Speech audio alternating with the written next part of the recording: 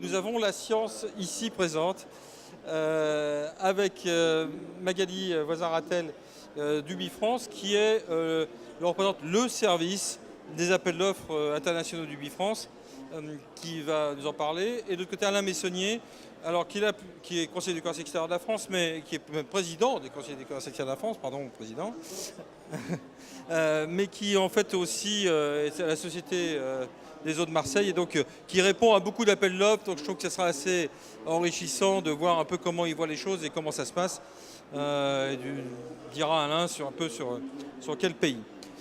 On va commencer, Magali, par vous, parce que en fait, l'appel d'offres internationaux, c'est très vaste. En fait, ça recouvre plusieurs acceptions. Alors, si on peut citer les principaux organismes, parce qu'il y a les appels d'offres de la Banque mondiale, de la BAD, de l'UNUDI, il y a les appels d'offres de l'Union européenne. Comment on s'y retrouve un petit peu là-dedans et ça représente quoi pour une PME française? On va parler de généralité, puis ensuite on redescendra plutôt dans le détail. D'accord. Merci beaucoup Marc pour cette introduction. Donc, je suis Magali Voisin-Ratel, chef du service Organisation internationale et bailleurs de fonds d'UbiFrance. C'est un service qui est dédié donc, au sein d'UbiFrance aux marchés publics internationaux. Et effectivement, notre rôle, c'est de pouvoir informer et de sensibiliser les entreprises françaises à se développer à l'international à travers les marchés publics internationaux. Donc les marchés publics internationaux, qui sont-ils? Qui sont les acteurs? Déjà quelques chiffres. Marchés publics internationaux, aujourd'hui, c'est 9 milliards de dollars d'achats par an, soit 15% du PIB mondial. Et il faut savoir aussi que la moitié des contrats remportés sont remportés par des PME. Donc ce ne sont pas des marchés qui sont essentiellement... Donc ce n'est pas que des grands groupes qui réussissent sur les marchés publics. Tout à fait. C'est souvent une erreur de le penser, mais les PME françaises, quand on les écoute, nous disent effectivement, c'est pas pour moi, on n'est pas suffisamment solide à l'international, on n'est pas un grand groupe, on n'a pas les équipes pour le faire. C'est à tort de penser ça, puisque la moitié des contrats sont remportés par des PME. Donc ça, c'est les chiffres peut-être d'entrée. Qui sont les acteurs effectivement, donc vous en avez parlé, les bailleurs de fonds, les banques de développement. Quand on parle de banques de développement, on parle de Banque mondiale, on parle de la Banque africaine de développement, de la Banque islamique de développement. Donc tout ça, ce sont des acteurs qui gravitent autour de ces marchés internationaux, publics internationaux. Et il y a également des bailleurs, le plus grand bailleur au monde, vous le connaissez, c'est l'Union européenne, qui est également un grand c'est l'Union européenne qui est le plus grand bailleur au monde. C'est ça. Donc c'est notre voisin d'à côté. C'est ça, tout à fait. Voilà, donc les bailleurs, les banques de développement, les organisations internationales, les Nations Unies que vous connaissiez, que l'ONU, l'OTAN, voilà, tout ça, ce sont des acteurs qui vont graviter sur ces marchés-là et qui vont être à un moment ou à un autre vos interlocuteurs pour pouvoir accéder à ces marchés. Il faut rappeler peut-être aussi, donc ça ce sont les financeurs, pour schématiser un petit peu. Une fois que les stratégies des différentes banques et des différents bailleurs sont connues de très en amont, donc on arrive à les connaître très en amont, ça fera l'objet de projets et ensuite d'appels d'offres. C'est à peu près les 3 étapes. Donc les financeurs, les bailleurs, les agences d'exécution qui vont exécuter ces financements à travers le lancement d'appels d'offres. Donc les agents d'exécution, ça va sont différents des bailleurs de fonds. Tout à fait.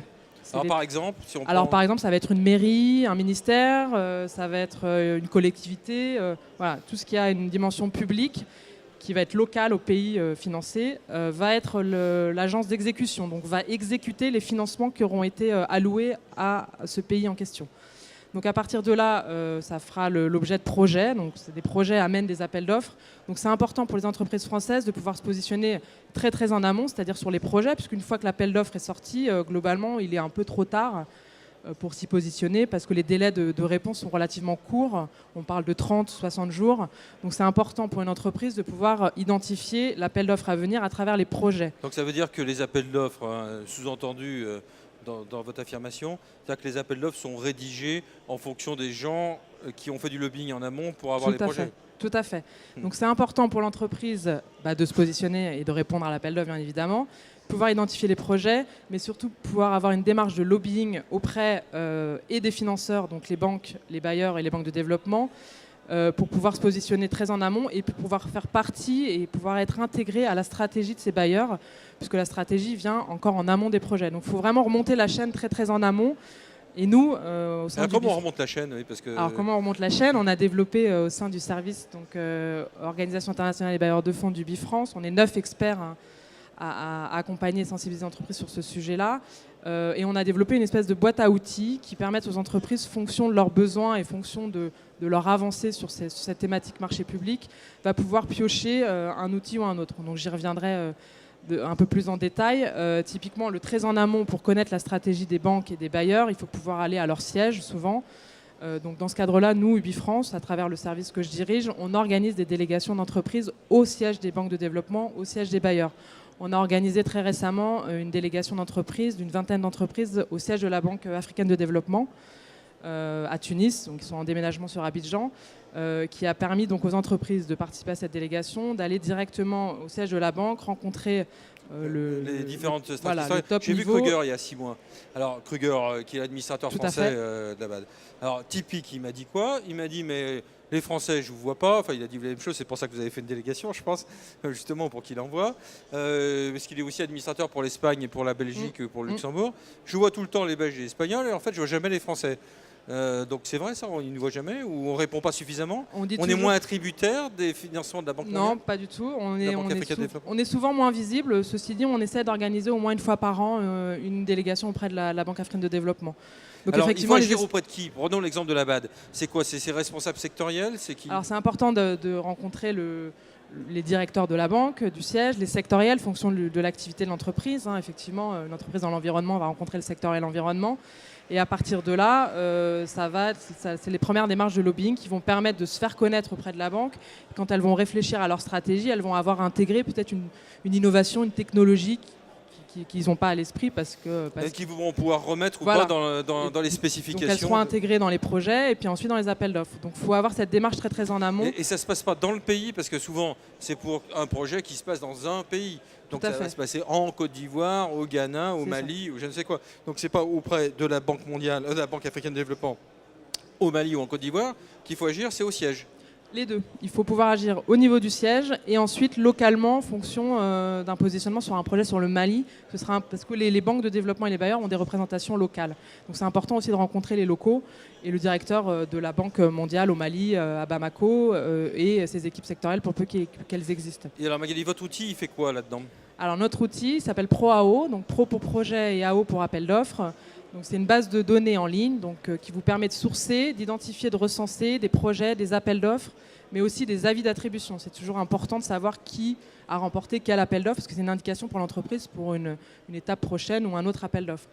Donc cette base de données, elle va recenser ces 3 types d'informations, ces 5000 à 10 000 fiches d'informations qui vont tourner par jour, puisque globalement, elle va aspirer un certain nombre de sources à l'international, donc le site de la Banque mondiale, le site de la Banque africaine de développement et d'autres sites nationaux qui vont lui permettre, en tant qu'abonné, quand l'entreprise est abonnée à la base, de pouvoir avoir accès à travers une seule plateforme à l'ensemble de ces projets, de ces appels d'offres. Donc c'est un gain de temps important. Donc c'est un outil de veille en fait. C'est un outil de veille et qui il y a un slide là-dessus, non peut-être? Il y a un petit film là-dessus. Un petit film. Ouais. Dans un monde toujours plus concurrentiel, où les entreprises doivent savoir réagir vite, où la prise de décision doit plus que jamais être éclairée, Ubifrance innove avec ProAO, la solution qui favorise l'accès des entreprises françaises aux appels d'offres internationaux. Les marchés publics internationaux, un formidable potentiel d'opportunités pour les entreprises françaises. Un enjeu de 9 000 milliards de dollars annuels, soit 15% du PIB mondial. Mais des marchés publics jusqu'à présent difficiles à identifier, complexes à cibler. Organisations internationales, banques et agences de développement, organisations non gouvernementales, ministères, mairies, grandes entreprises publiques réparties en une multitude de points sur le globe. Au total, plusieurs milliers de sources d'informations différentes. Pour transformer cette masse d'informations en opportunités commerciales, Ubifrance a créé la nouvelle base de données ProAO, la solution pour simplifier l'accès aux appels d'offres internationaux. Objectif : capter l'ensemble des appels d'offres publiés dans le monde, les structurer et les mettre à la disposition des entreprises françaises. Doté d'un puissant moteur de recherche développé par Infotrade 2000, le leader français du sourcing d'appels d'offres, cet outil analyse en temps réel plus de 5000 sources, gère 145 langues et détecte 5 nouveaux marchés chaque minute. Au total, une formidable base de données qui donne accès à 2 millions d'appels d'offres. Mais ProAO est plus qu'une base de données, c'est une plateforme de travail personnalisable capable de détecter les appels d'offres que vous ciblez. La méthodologie est la suivante. Avant tout, nous vous écoutons afin de comprendre votre activité et cerner vos marchés cibles. Ensuite, nous définissons ensemble votre profil de recherche. Pour cela, une sélection de mots-clés les plus pertinents vous est proposée afin de pouvoir remonter un maximum d'appels d'offres correspondant exactement à vos attentes. Enfin, un test immédiat du profil défini va permettre de visualiser les appels d'offres recueillis et d'affiner si besoin. Votre profil est bien sûr évolutif et peut être mis à jour pour optimiser la qualité des remontées d'informations. Un soin tout particulier a été apporté pour concevoir une plateforme très ergonomique, donc simple à utiliser. Tous les matins, vous recevez sur votre boîte mail la sélection d'appels d'offres qui correspondent à vos critères. En un clic, vous accédez à la plateforme, vous consultez le détail des annonces et ajoutez les meilleurs à votre portefeuille afin d'y répondre. Avec la puissance de ProAO, vous accédez à plus de marchés cibles, améliorez qualité et délai de réponse. Rejoignez dès à présent la communauté ProAO d'UbiFrance et multipliez vos chances de remporter un appel d'offres à l'international.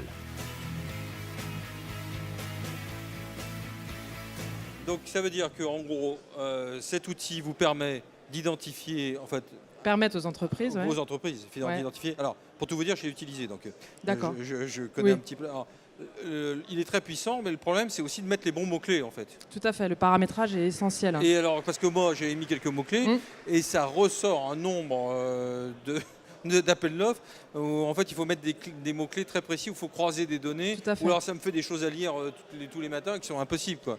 Alors le paramétrage de profil, il se fait avec notre prestataire, que vous avez vu dans la vidéo, qui est Infotrade Oui, 2000, Infotrade. qui connaît exactement les bonnes indexations et qui va travailler le profil avec vous. Donc il y a possibilité d'inclure des mots, d'en exclure, d'en associer, d'en dissocier. Donc on peut l'affiner vraiment au possible. Ça prend un peu de temps au départ, mais une fois que c'est paramétré, c'est très très efficace. Ce que disait la vidéo aussi, c'est que le profil est évolutif. Donc s'il y a un moment ou un autre, vous avez fait un profil sur un de vos produits, mais que vous avez envie d'aller un peu au-delà, le profil n'est pas figé. Donc on peut le faire évoluer. On peut faire évoluer les zones aussi. Si vous avez consulté la zone Afrique en particulier au départ, c'est celle qui vous intéressait, mais vous élargissez votre scope, c'est évolutif aussi. Donc le paramétrage est essentiel, ça c'est sûr. Il prend quelques semaines au départ parce qu'on demande à l'entreprise de voir un petit peu ce qu'elle reçoit. Il y a beaucoup de bruit informatique au départ, effectivement. Et une fois que c'est calé, c'est pour 1 an d'abonnement et on est tranquille. C'est pas mal, hein, Alain. Enfin, je ne sais pas si vous êtes utilisateur à toutes les autres Marseille, quoique vous, les acheteurs, sont assez bien identifiés quand même, hein. Alors, bon, d'abord, c'est très bien que ça existe parce que moi, j'ai été absent à peu près des marchés internationaux pendant 10 ans. Je reviens, ça existe et c'est quelque chose que chaque entreprise faisait de son côté. Donc, en suivant les informations données par les différents bailleurs de fonds. Alors, il existait déjà des documents génériques, mais l'avantage de ça, c'est la vitesse de calcul et également, surtout, la pluralité. Vous avez un spectre extrêmement large, donc c'est très intéressant. Moi j'avais une question sur le coût de l'abonnement, c'est-à-dire comment ça marche et voilà exactement, parce que c'est important. Après je pourrais donner peut-être des explications sur le complément, parce que ça c'est bien, mais ensuite il faut quand même savoir, c'est pas suffisant. Bosser, quoi. C'est pas ça qui fait les marchés. Voilà. Voilà. Alors peut-être avant de donner le coût de l'abonnement, je vais simplement rajouter quelque chose sur la valeur ajoutée de notre base de données. On aspire à un certain nombre d'URL qui existent sur le net, donc l'avantage c'est que c'est centralisé. Mais la vraie valeur ajoutée, c'est qu'on travaille avec notre réseau de bureaux dans le monde. Donc on est présent dans plus de 70 pays qui, eux, localement, arrivent à nous identifier des sources nationales. Donc ça reste des URL, mais ce n'est pas forcément les informations qu'on a, nous, en étant en France. Mais surtout, arrivent à nous identifier des parutions de projets ou d'appels d'offres dans des journaux officiels locaux, papier. Avant que ça soit... Avant, et c'est surtout quand on est à Paris ou à Marseille, c'est des choses qu'on n'a pas d'agent ou de représentant localement. C'est une information dont on n'a pas accès. Donc l'avantage de cette source-là, c'est que c'est du papier, donc pas disponible sur Internet, mais nos bureaux arrivent à nous le faire remonter et nous, on arrive à l'intégrer en temps et en heure dans la base. Donc c'est vraiment de l'information très riche. Donc vous êtes sur un partenariat de gagnant-gagnant en fait avec eux. Tout à vous fait. rentrez vos propres informations et en fait sur l'international par rapport à des sources qui n'existent pas forcément. C'est ça, et donc on travaille avec notre réseau. Et alors le prix, pardon Ça coûte quoi? Alors le prix de l'abonnement, c'est un abonnement d'1 an et il est à 590 € hors taxe. C'est C'est vraiment clairement pas cher, hein. abordable. Si vous Surtout savez pas quand vous on payer rentre- ça, il faut rentrer Voilà. chez vous, hein. Une journée d'expert. C'est ça. Même pas, même pas. Et c'est vite effacé quand on remporte un appel d'offres derrière. Bon, qu'est-ce qu'il faut faire derrière, Alain, Donc, alors Derrière, il faut, en fait, tout dépend de ce qu'on fait. Si on fait, parce que ce qu'on n'a pas dit ou qu'on a dit, peut-être qu'il faut rappeler, c'est que tout ça s'inscrit dans le cycle du projet. Mm. Et donc, si on est ingénieur conseil, il faut être très en amont de l'imagination du projet, c'est-à-dire au niveau où on Force va de proposition. imaginer, et des fois force de proposition. Mm. Si on est constructeur, eh bien, il faudra attendre que les études soient lancées, savoir qui va gagner les études. Et si on est exploitant, il faudra encore attendre encore un peu parce que c'est la partie maintenance, exploitation qui vient derrière. Donc ça, c'est très important de savoir où on se situe par rapport au cycle de vie du projet. Et on ne peut pas, je ne pense pas qu'on puisse, ça c'est un bon outil qui permet de sélectionner, de trier en fonction des pays cibles, en fonction éventuellement de nouveaux pays sur lesquels on n'imaginait pas qu'un tel projet pourrait sortir et puis qui sort. Mais si on n'est pas en amont du projet, franchement, c'est un peu illusoire de penser qu'on va pouvoir se placer. Donc il faut vraiment faire le travail de terrain dans le pays, le travail de terrain auprès du bailleur. Parce que ce qui est important, c'est qu'il y a ce qu'on appelle bien sûr les directeurs de zone, directeurs sectoriels, environnement, énergie, transport, etc. Mais il y a ce qu'on appelle, dans le jargon, les task managers, c'est-à-dire ceux qui gèrent le projet. Donc ceux-là, ils vont se baser sur la rédaction du cahier des charges, par exemple. Et là, c'est très important. Il ne faut pas hésiter. Alors, l'Union européenne est un peu plus réticente. Mais à la Banque mondiale, par exemple, on peut très bien aller présenter les produits. Ça les intéresse. Ça les intéresse. Ils veulent connaître, ils veulent savoir, ils veulent ouvrir, comme c'est quand même mondial. Donc là, on va retrouver des Hindous, des Sri Lankais et des Brésiliens qui peuvent être task managers. Donc, il faut faire du lobby. Du bon lobby, de présentation des services et des produits qu'on peut développer, bien sûr dans le pays, puisque comme vous l'avez dit, le donneur d'ordre, c'est pas la Banque mondiale, c'est pas la BAD, elle est importante parce que les procédures sont définies par elle, et par contre le projet et le choix du candidat est fait par le pays. Ouais. Donc Ah, le c'est ça lobby qui est local compliqué est très à comprendre. important. En fait, il y a plusieurs étages. Donc il y a l'étage bailleur de fonds, c'est ça. Ensuite, il y a l'étage, comment on appelle ça, chef de projet ou Les agences d'exécution. voilà, agent d'exécution. Mais il faut aller influer chez le bailleur de fonds pour que en fait, le projet soit défini en fait, en amont, pour que l'agent d'exécution en fait, agisse. Quoi. Ça, c'est un truc, c'est un peu comme un billard en fait. Et c'est pour ça que c'est difficile pour une PME. Alors, c'est surtout les PME françaises qui sont quand même plus petites en général que les PME italiennes ou les PME allemandes. Donc il faut avoir quand même des spécialistes, des gens dont c'est le vrai métier de faire ça. Pendant que tu me prépares une anecdote que tu as vécue, moi je vais vous dire comment moi je l'utilise. Alors c'est pas ProAO, c'est un concurrent, mais c'est pareil, c'est un même système de base de données. C'est en fait j'utilise les avis d'attribution pour aller identifier les distributeurs ou les agents les plus intéressants dans le pays. Parce que ceux qui ont eu les appels d'offres, pays africains pour ne pas citer, ben, quand on voit 3 fois le même nom, c'est que le type il est bien placé, bien influent là où il faut et que donc il faut aller le voir lui et pas un autre si on veut le prochain appel d'offres parce qu'il a été placé et identifié comme étant intéressant. Malheureusement les avis d'attribution ne sont pas toujours publiés sur les bases de données ou par les bailleurs de fonds quoi, en fait, ce qui fait qu'on ne peut pas toujours le savoir. Mais en fait c'est une véritable centrale d'information. Allez, donne-moi une anecdote. Non, mais en tout cas, il ne faut pas avoir peur de se présenter au marché si on s'est bien préparé. Alors au départ, il va y avoir quelques échecs parce qu'il faut se rôder. Il ne faut surtout pas hésiter. La recommandation que je ferai pour une PME, c'est de s'associer. C'est-à-dire de rentrer dans un groupement qui a l'habitude de faire ça et de bien sûr lui apporter. Ça aussi, c'est une autre forme de répondre à des marchés publics. Ouais. C'est de faire partie d'un groupement parce qu'on a une niche particulière où on est très performant et on va s'associer à des grandes sociétés comme Vinci, comme Eiffage, comme Suez, etc. parce qu'on va apporter une compétence très particulière. Ça, c'est le premier point. Et le deuxième, il ne faut pas avoir peur, une fois qu'on a un bon produit, qu'on est vraiment bien placé, qu'on connaît, il ne faut pas avoir peur de se confronter à des grands. Je veux dire, les bailleurs de fonds sont des gens qui regardent les appels d'offres de très près. Je veux dire, ils ont décidé une procédure. Si la procédure est respectée, très bien. Si la procédure n'est pas respectée, ils sont eux-mêmes capables de casser l'appel d'offres. Ah oui. Donc ça, c'est quelque chose, ça veut dire qu'on a une certaine garantie, on va dire, de déontologie, de probité, quand on répond à un appel d'offres Union Européenne. Alors on va toujours me sortir l'exemple contraire, mais, ouais, je peux t'en mais sortir, d'une manière générale, c'est quand même plus safe que de répondre à des appels d'offres qui sont souvent financés localement. Voilà. Alors très souvent, par contre, la problématique est aussi d'aller veiller et d'aller répondre à des appels d'offres dans des tas de langues étrangères qu'on ne connaît pas forcément.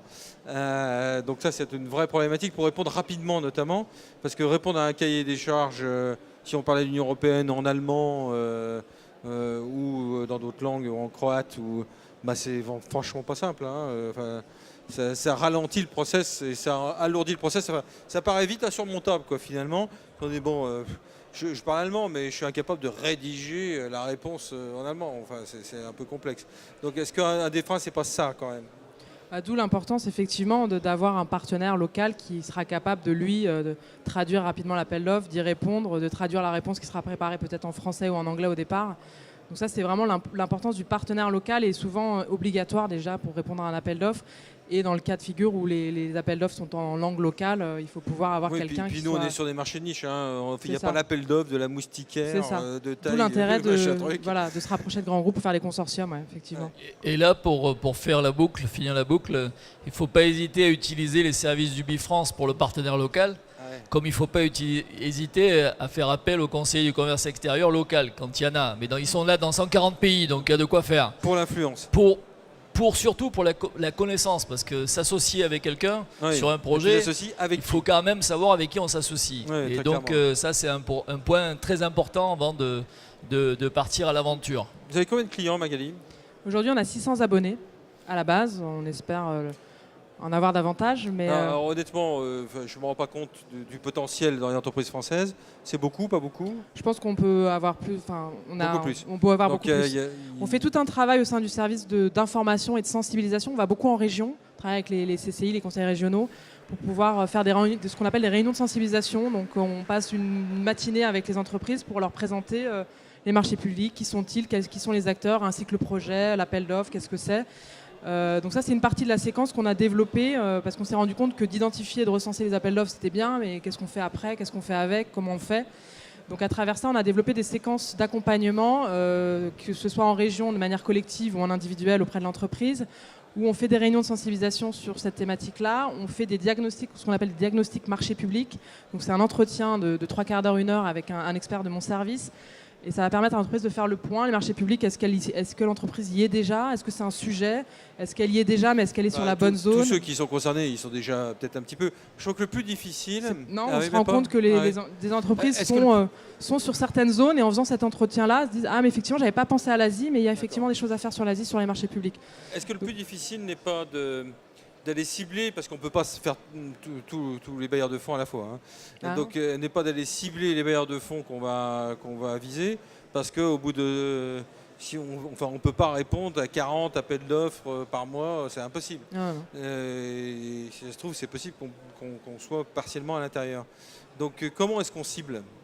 Alors, on ne cible pas des bailleurs de fonds, on cible des zones ou des pays qui sont particulièrement financés sur le secteur d'activité qui va nous concerner. Par exemple, je vais prendre l'exemple de l'Afrique. On sait que c'est un pays, une zone qui est particulièrement financée. C'est important, en fonction de son secteur d'activité, d'arriver à identifier très en amont, encore une fois, les projets et les stratégies des banques pour se dire, voilà, sur le Mali, il y a énormément de choses à faire sur l'agriculture, typiquement, on le sait. Donc moi, qui suis une PME ou une entreprise dans l'agriculture, équipement agro, j'ai peut-être une carte à jouer sur le Mali. Et donc je vais viser une zone et un pays. Et dans ce pays-là, il va y avoir plusieurs bailleurs, plusieurs banques de développement que je vais approcher. La Banque mondiale est présente, l'AFD est présente, la Banque africaine de développement est présente. Donc je n'approche pas un bailleur, mais j'approche plutôt une zone, un pays, à travers des financements, parce que je sais qu'il y a des financements sur ce secteur d'activité-là. Et à travers ça, je contacte les différents bailleurs. On organise d'ailleurs, au-delà des missions qu'on peut organiser au siège des banques de développement, aussi ce qu'on appelle des missions découvertes sur des pays. On a organisé très récemment une mission sur Madagascar. Il y a énormément de financement sur Madagascar. On est très peu présent en tant que Français. On a une délégation d'une vingtaine d'entreprises, moitié métropole, moitié ultramarine. Et on va organiser aussi une mission. Donc c'est des missions avec des thématiques pays sur le Mali. On sait aussi que sur le Mali, il y a énormément de financement qui sont générés, qui sont en train d'être alloués. Donc c'est important de pouvoir y être aussi. Donc nos missions sont multisectorielles. Je pense qu'il y a une chose qui est importante aussi à rappeler, c'est que les marchés publics internationaux, c'est pas pour tous les secteurs d'activité, même si on pense le savoir. Globalement, on y retrouve, monsieur l'a dit, les conseils de tout ce qui est transport, environnement, énergie, dispositifs de santé, équipements agroalimentaires. Tout ça, c'est un sujet pour les entreprises qui ont ce secteur d'activité-là. Pour les entreprises qui font de la cosmétique, de la bijouterie, bon, on peut s'en douter, mais on a souvent, ou même le vin et tout ce qui est vin et spiritueux, c'est pas des choses qui sont financées par les banques. Donc on a des fois des entreprises qui nous approchent en disant mais moi je réponds à des appels d'offres, oui, mais pas sur financement public. Voilà, l'eau, par contre, le Sylvain ne l'est pas, l'eau, ça l'est. Oui, l'eau. Financée par les banques. Tout à fait. Donc là, on va trouver pratiquement toutes les banques de développement financent des projets dans le domaine de l'eau, comme dans le domaine de l'énergie d'ailleurs. Donc c'est 2 domaines, transport, eau, énergie, 3 domaines qui sont infrastructure au sens global du terme. Voilà. Alors, ce qu'il faut peut-être aussi rajouter, c'est le fait de l'importance d'être référencé auprès des bailleurs de fonds. Parce que surtout si on est consultant. Et donc là, parce que souvent, les bailleurs de fonds utilisent ce qu'on appelle les trust funds, c'est-à-dire des financements sur dons de l'Union européenne, dons de la France, dons du Japon, etc. Et là, souvent, ils font des shortlists. Donc eux-mêmes, ils vont consulter 3 ou 4 bureaux d'études. Et là, il vaut mieux être bien connu. Et référencé. Il y a des documents à remplir qui permettent effectivement d'être référencé auprès d'eux quand on n'a jamais travaillé au démarrage. Après c'est les références qui elles-mêmes permettent d'être consultées au cas par cas. Alors sur les appels d'offres, je reviens à 30 secondes, nouvelle attribution de diplomatie économique. Beaucoup d'appels d'offres se passent au niveau public, donc par conséquent, la diplomatie économique pourra y avoir quelque chose à faire directement.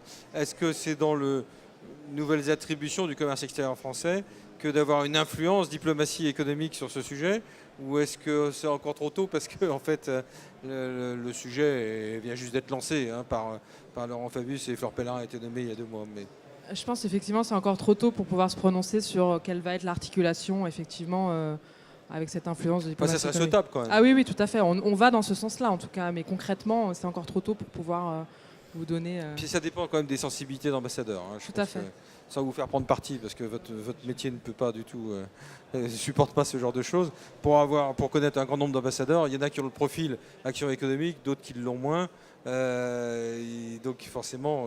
mais par contre, ça serait très utile, parce que parfois 2 mots d'un ambassadeur à un service permettent de débloquer des situations. Enfin, je ne sais pas ce que tu en dis, mais... moi, je peux vous donner le cas de l'Algérie.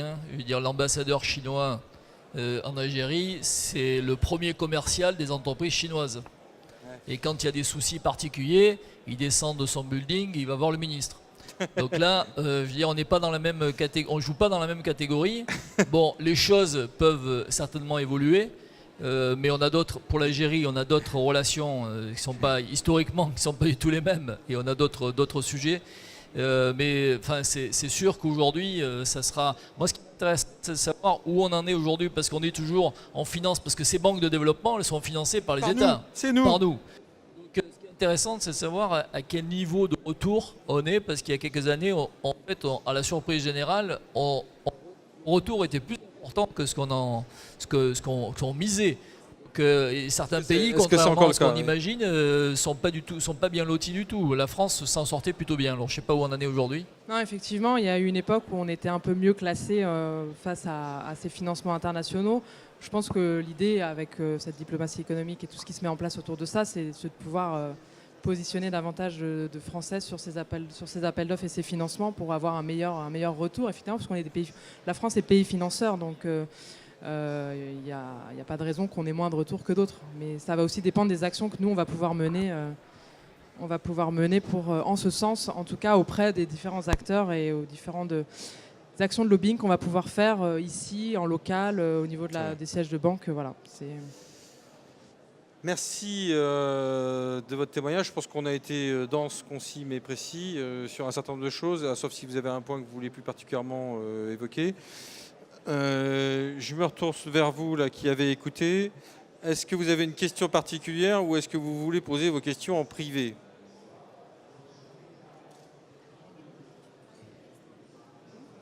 Comme d'habitude, la première question étant la plus difficile, et que je vois que vous êtes...